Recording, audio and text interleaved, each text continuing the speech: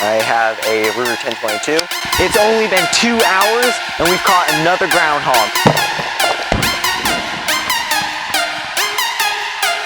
Woo! Headshot. Okay guys, as you can see, this groundhog is actually pretty clean. I mean, he's got real nice fur. I didn't even really look at my sights. I just kind of pointed the barrel at where it was going to be.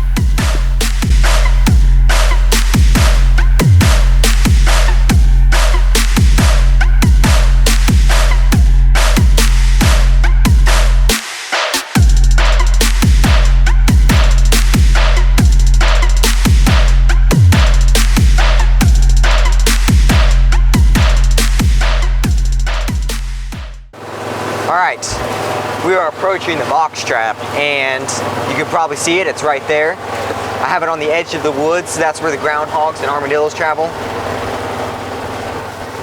Alright. You can see my brother came out here, he's the one that saw it, he's the cameraman right now. He put rocks on top of the doors just for insurance, you might say, just in case the armadillo, not armadillo, groundhog, doesn't get out. The rocks aren't falling off, so you can see he hasn't gotten out. So what we're going to do is we're going to take the box trap, put it out in the middle of the field again, and dispatch him. Okay guys, so we've got the groundhog in the box trap. Like I said, we're going to let him out. We're not going to shoot him in the box trap because we don't want blood getting inside the box trap because it scares away other groundhogs and armadillos. Okay, so what my brother's going to do, he's going to help me. What he's going to do is he's going to tap on the back of the door. He's going to scare the armadillo, not the armadillo out, the groundhog out, so I can shoot it. I'm going to chamber one just so I can be ready so I don't have to shoot it at it like 4 times. Okay.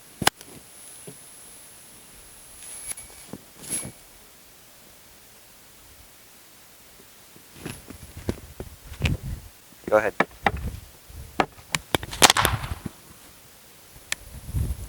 Headshot.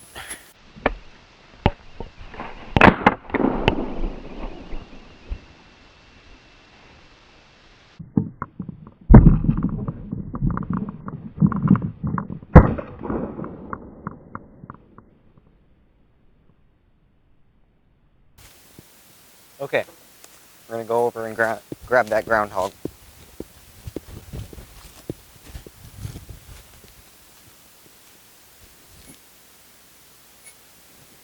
Pretty good sized groundhog, probably an adult. Yeah. If we keep this up, I'm gonna have to start moving stuff out of my mom's freezer just to put groundhogs in it. Alright, we're gonna put him in the mule, take him up to the house, get the box trap set again. If we catch another groundhog, I want to be surprised.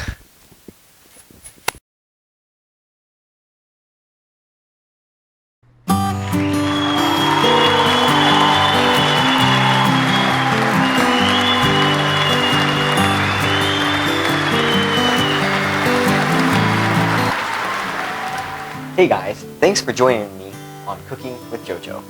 Now today we are going to be cooking groundhog meat.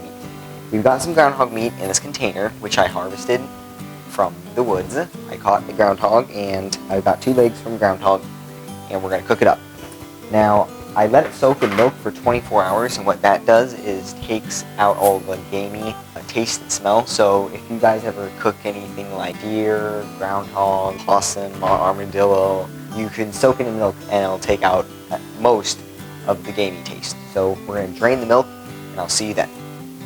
So now that we've got the milk drained, we've got the groundhog meat, we rinsed it off, we got any hair or dirt off from the previous washing. You know, when you go and you just skin something or butcher it up, you always have some hair or some kind of dirt on the meat after you wash it. There's always some excess. But anyway, we got all that off. It's all nice and clean.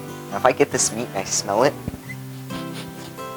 it smells pretty neutral. Like it doesn't smell real gamey, like, you know, a deer would when you're butchering it up, or right after you got done skinning a raccoon, or maybe even after you shot an armadillo. It doesn't smell like that. It smells pretty neutral.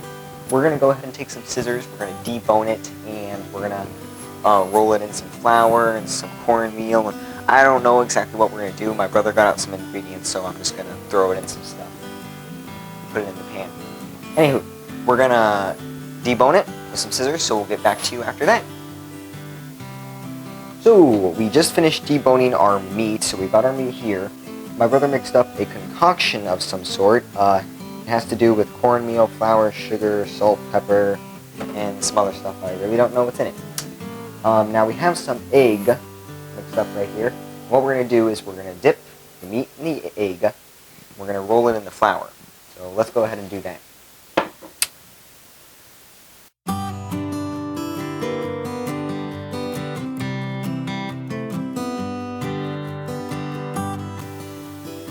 Alright, so we've got the meat mixed up in that flour pretty well.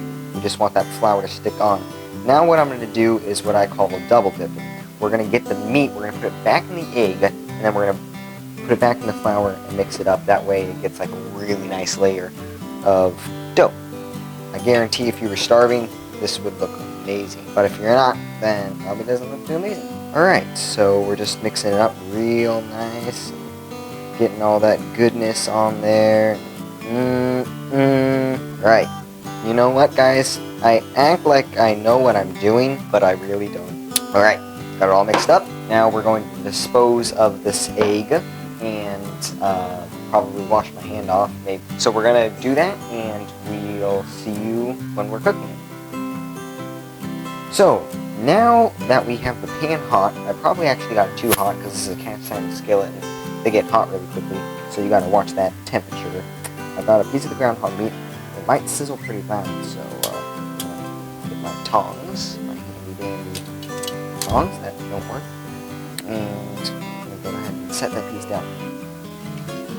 Alright, so we've got the excess flour that we're going to dispose of, or possibly use for something to kill with. So now we're going to get the lid, we're going to put that on, and you need to check it often to make sure that it's not burnt to a crisp, and if it's done on one side pretty well, then you flip it over and you just keep flipping it over until it's cooked. Alright guys, we're going to add a bit more lard to this so it cooks a little bit better and cooks a little more thoroughly. So we're just going to get that off. It's going to go ahead and melt. We're going to cover it back up. We're going to come back in about 2 minutes and check on it. Voila. Alright, it's been about 2 minutes. We're going to go ahead and flip this again. Alright, we're not going to flip this one because it still needs to cook on the other side. But anyway, we'll get back to you whenever this is done.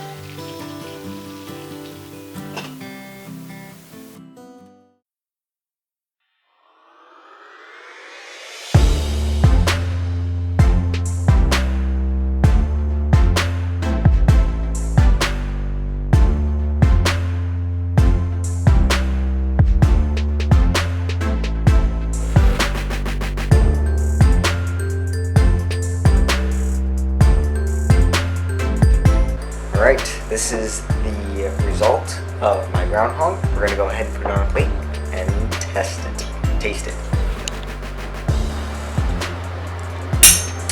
Alright, we're going to go ahead and eat it. Now, you may look at it and say, is that a giant breadcrumb? Well, no, it's not. Under all that breaded, there's some meat. So we're going to go ahead and cut it. And it's done.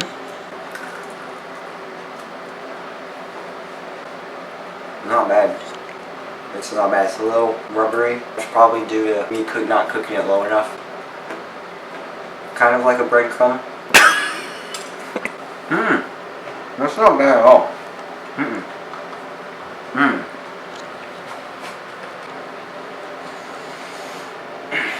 Oh, it's great. Well, guys, some people say that I'm a terrible chef and a terrible cook. And if you look at this meat, you can tell that they are absolutely great. This is the first time I've eaten groundhog, so now I can say I've eaten groundhog. It didn't taste that bad. It was a little chewy, but otherwise it tasted kind of like chicken, and it was really good with the breaded on it, breaded crumble stuff. That's actually pretty good.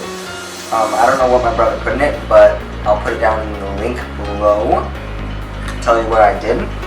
You can try it, and if it turns out horrible, you can blame it on me. Anyway, guys, thank you for watching this video. I hope you enjoyed this series. Hopefully there's going to be more groundhog trapping videos. Summer's coming on, and I'm going to be trapping groundhogs like crazy. So if you like this video, hit that thumbs up. If you haven't yet subscribed, please do so. I'll see you guys later.